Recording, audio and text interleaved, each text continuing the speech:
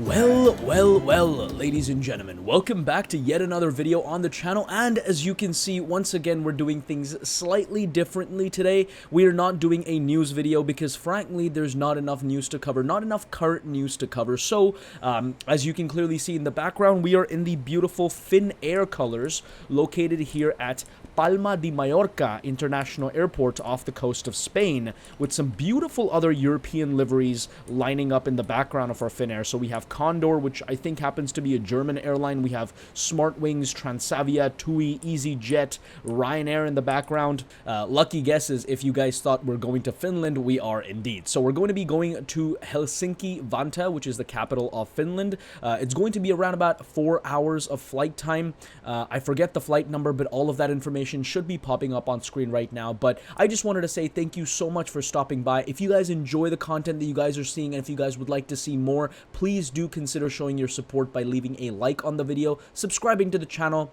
and most importantly, sitting back and enjoying. Alright, ladies and gentlemen, so I believe this is also the first time we're seeing the Fenix A320 in action on the channel, and I can't wait to bring you more of this aircraft because it is absolutely fantastic. So first things first, we only have the ground power unit running in the background, so let's go ahead and get the batteries up and running. Let's get some overhead integral lighting. So we're going to be going from Lima Echo Papa Alpha all the way to Echo Foxtrot Hotel Kilo, which happens to be the ICAO code for Helsinki. Our flight number for today is going to be Finnair 1712.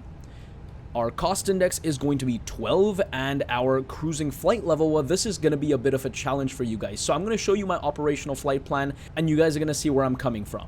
Alrighty, ladies and gentlemen, so as you can see, this is the pop-out EFB courtesy of SimToolkit Pro, the program that I use in the background to be able to log these flights and document them. And look at the amount of step climbs we're going to be having to do in today's flight. So we start off at 36,000 feet, then we go up to 37,000 feet, then we come back down to 36,000 feet, then we go up to 37,000 feet, then we come back to 36, and then we go right back up to 37. So it's going to be a bit of a roller coaster ride. I don't know why they do this. Is it because of route constraints or because of performance related stuff?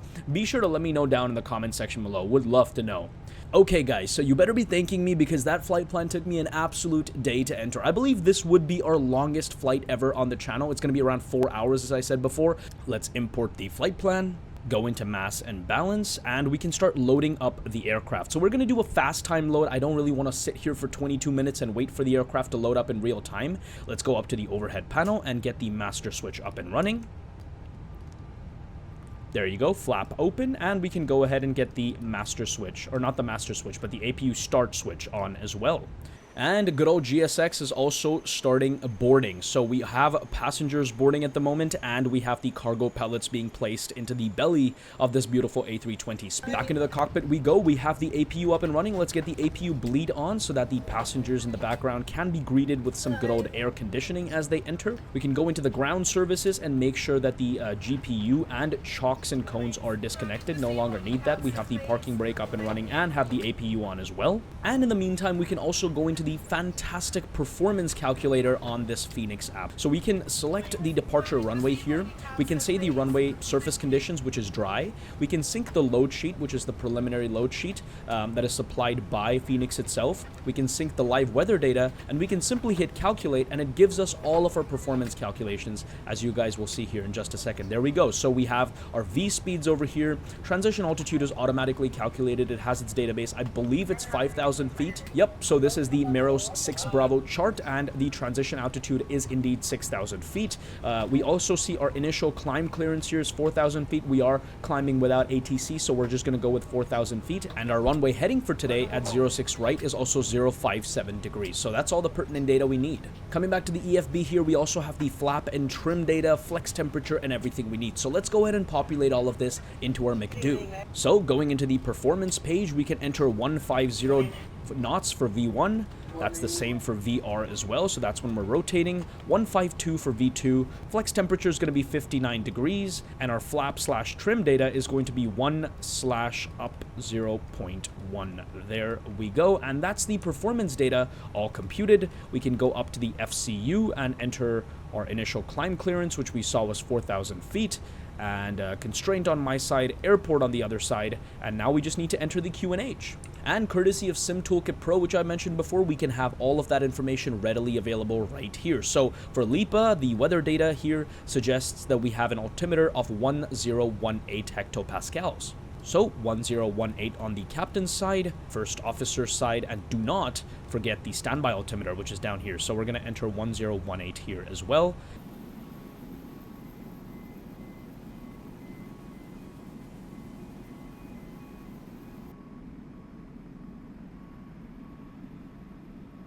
Hello, Captain.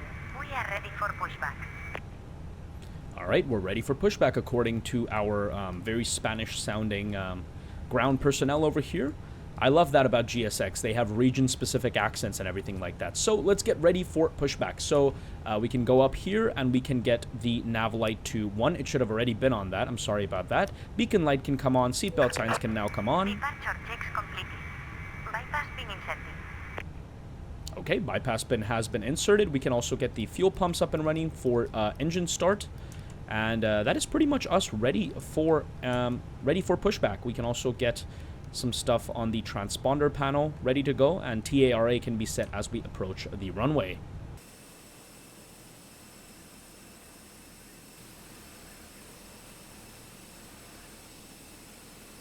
Commencing push. All engines clear. Start at will. Starting engines at will. Here we go. So, engine igniter on. Engine number 2 is on.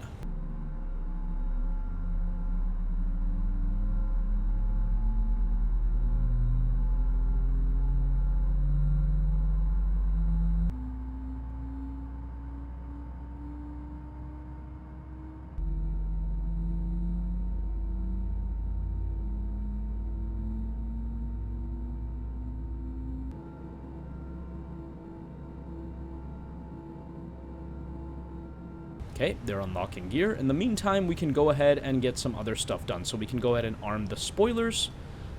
We can get the auto brake set to max for departure. Okay, everything looks clear. The pushback driver has also left. We can go ahead and get the taxi light on.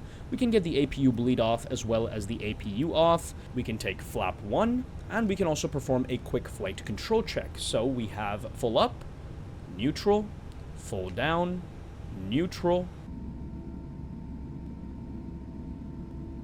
And that is us pretty much ready to start taxiing to the runway, ladies and gentlemen.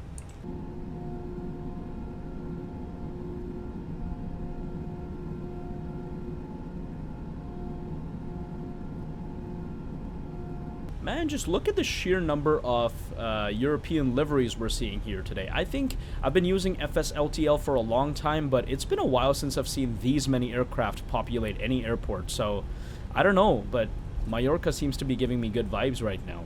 And as we approach the runway, we can also go ahead and get the terrain on ND on the first officer's side, weather radar can come on our side, and TCAS can go to TARA. Oh, for some reason our predicted wind shear system seems to be off. We have to take care of that. So let's also get the landing lights on. Nose light can go to takeoff as well. I just seem to be zooming there for no reason. Predicted wind shear can come on. I don't know why it was off in the first place. And if I can get it, there we go. Alrighty guys, we are on the runway. We should be okay to do a rolling takeoff here, so we're just gonna go ahead and start up our clock, and I think we are a-okay to go. So with that all said, 50% thrust, symmetric thrust established, man flex, 59 degrees, SRS, runway, and auto thrust is blue.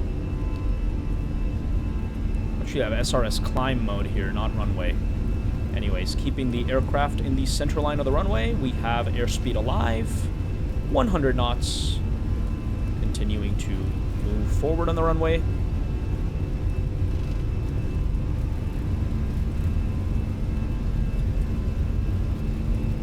There is V1 rotate. Little bit of a late rotation there, but that's okay. Positive rate of climb, gear up. And that is us departing the beautiful island of Palma de Mallorca. I don't know if I'm saying that right. Let me know down in the comment section below if that's the right pronunciation.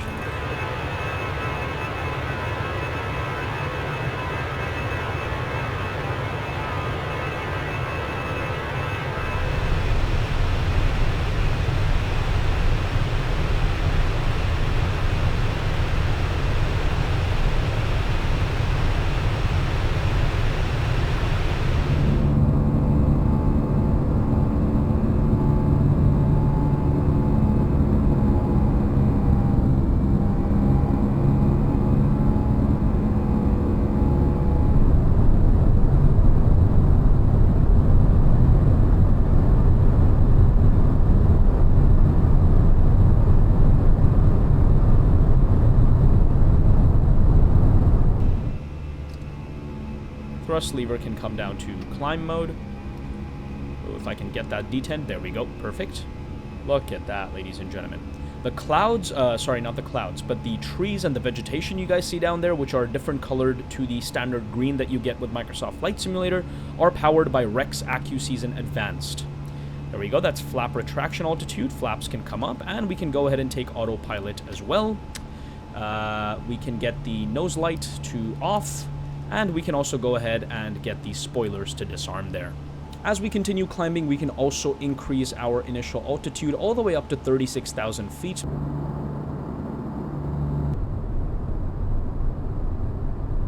And there's 6,000 feet. We can go ahead and set standard on the altimeter. There we go, and the standby altimeter as well. And as we climb away from Palma de Mallorca, ladies and gentlemen, we are on track, we are on course. But what's important here to notice is that the weather in Helsinki seems to be a little rough. So we have winds coming at 22 knots, which is going to be a bit of a challenge. We have scattered clouds, broken clouds, light shower rain, and moderate shower rain reported as well. Now, I don't know if these weather conditions are going to stand up for the next 4 hours or so, but if you guys do want to check out the arrival and approach into Helsinki, make sure you watch part 2 of this video. We are reaching 10,000 feet, so our landing lights can go off, and given the relatively straight trajectory of our route, we can also go ahead and turn off the seatbelt signs so that the passengers can walk about, use the lavatory and all that stuff. We have some mountains over there in the distance. That looks pretty nice.